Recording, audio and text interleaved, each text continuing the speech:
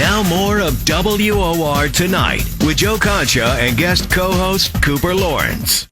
Joining us on the show, he is the host of the Law and Crime Network, formerly a Morris County, New Jersey prosecutor, TV legal analyst, and certified trial attorney. Please welcome Bob Bianchi to the program. Joe Concha, Cooper Lawrence. Bob, how are you?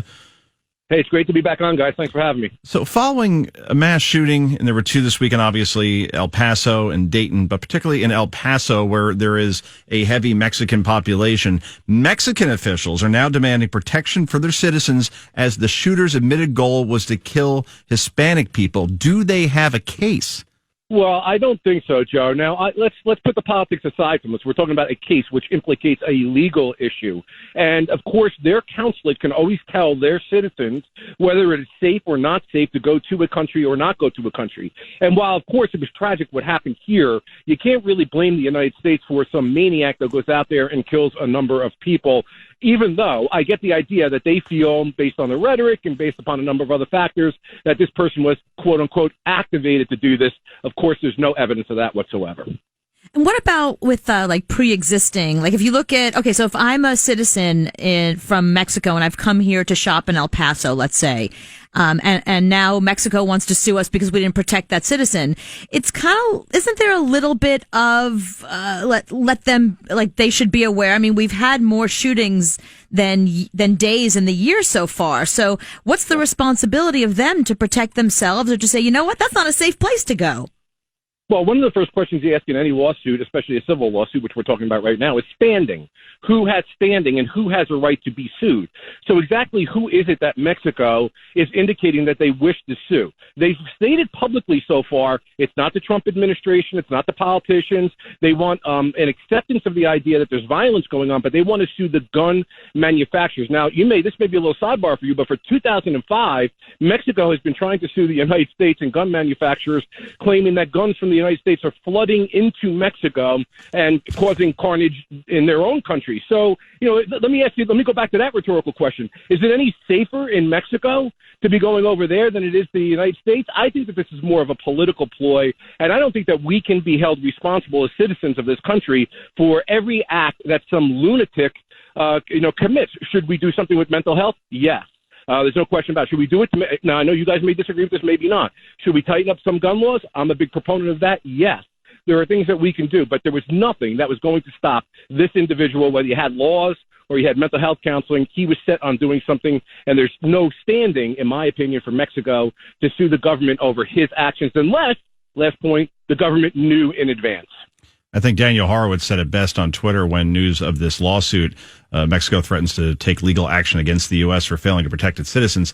He says it best. He said, it would take a PhD in math to figure out how many Americans on our soil have been killed by Mexican nationals from gangs, cartels, and drugs.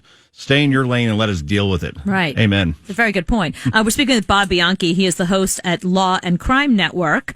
I don't know if you saw this story about Siri. I thought this was interesting. There's like a hidden Siri thing that when Siri hears a zipper, it turns on and starts listening to you, which means that people, like, let's say I'm around my phone and I unzip for some reason, Siri's gonna turn on. So what are the privacy laws here? What, can I sue Apple? Like, am I in trouble? What is this?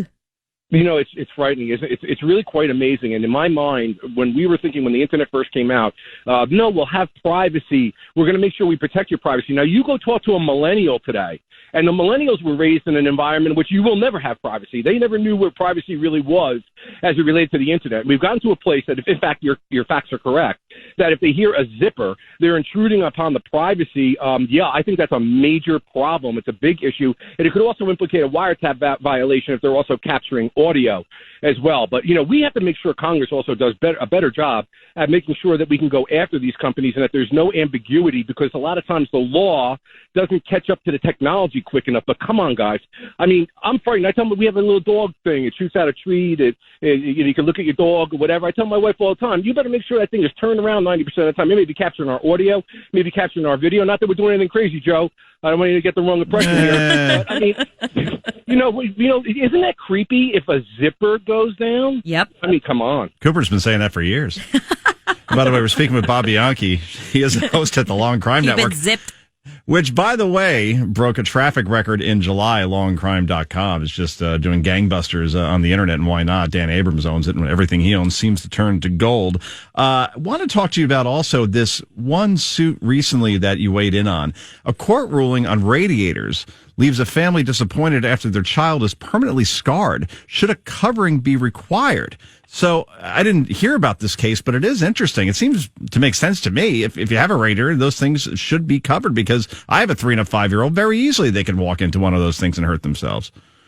Yeah, Joe, I was really surprised at the reaction to that spot that you're referring to, because it was my opinion, again, based on law, that if you have a known risk and you are a landlord, and there's landlord-tenant law, you're accepting money. And when you give money to a business, the tenant has a reasonable expectation that there's habitability of that particular location. And there's a plethora of cases that have dealt with this, whether there's holes in a sidewalk or the stairs collapse. Here you have these radiators, which it may be uncommon, but it's not so uncommon that the landlords don't know about it, that are completely unprotected. And in this particular case, the 3 or 4-year-old child fell off a bunk bed and got wedged in between the wall, it's horrible, and the radiator, and suffered significant life-altering burns requiring multiple surgeries. So, it's in that instance where I know we've become very, you should accept responsibility, and where were the parents? Everyone wants to point the accusatory finger. No, I don't think so. We have to make sure that when there's a known risk like that, and if you're accepting money from these tenants, that you make those premises reasonably suitable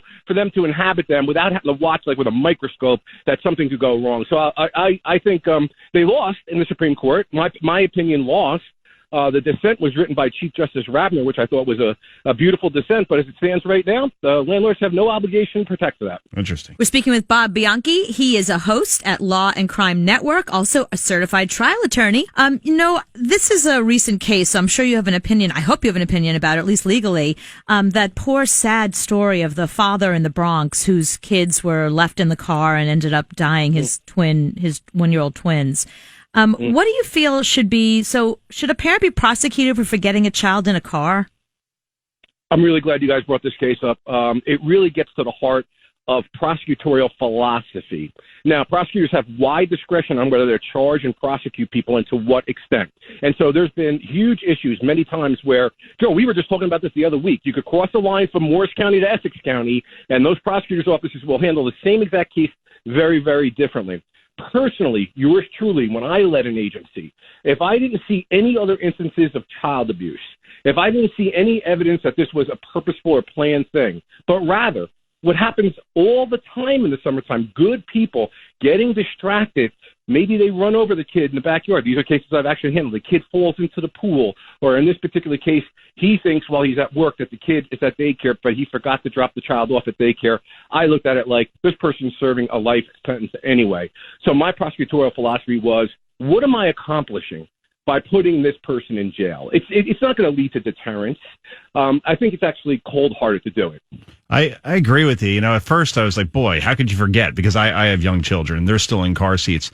And then more and more I thought about it. I said, the hell he'll go through. Every time he starts to feel just a little bit happy, guilt is going to overwhelm him. I guarantee you, he's going to feel like he should never be happy again in this life. Oh, of course. This is a father. And that's enough for me. Right. And he's the cause. I mean, I can't even believe he probably looks at his 4-year-old and thinks, I'm not worthy. I mean, I can't imagine what this did to this poor man. Yeah, I agree. And you get into that piece, right, guys? Like, what are prosecutors supposed to be doing? We're supposed to balance mercy and compassion, right, also with deterrence and punishment, but in the right cases. So like I used to say, let's not always hit a fly with a sledgehammer. This guy should not be prosecuted. And I'm glad there's technology that's coming that will tell parents in case they do leave their kids in a car that, oh, by the way, you forgot something type of thing. So Bob will have to leave it there, unfortunately. But thanks for joining us. Once again, you are a host at Law and Crime Network, former Morris County, New Jersey prosecutor. Beautiful, by the way, Cooper, Morris County. Oh, yeah? Oh, yeah. All right, I'll be there soon, Bob. You got to get out to Bob. Mendham sometime. Where are you at out there, Bob? I am not too far from Morristown. I never identify where I'm at exactly because I could be in many places at one time. That's true. Know. Yeah, it's like Multiplicity, the movie, part 2. Thanks, Bob. We appreciate it. Thanks, guys. Take care.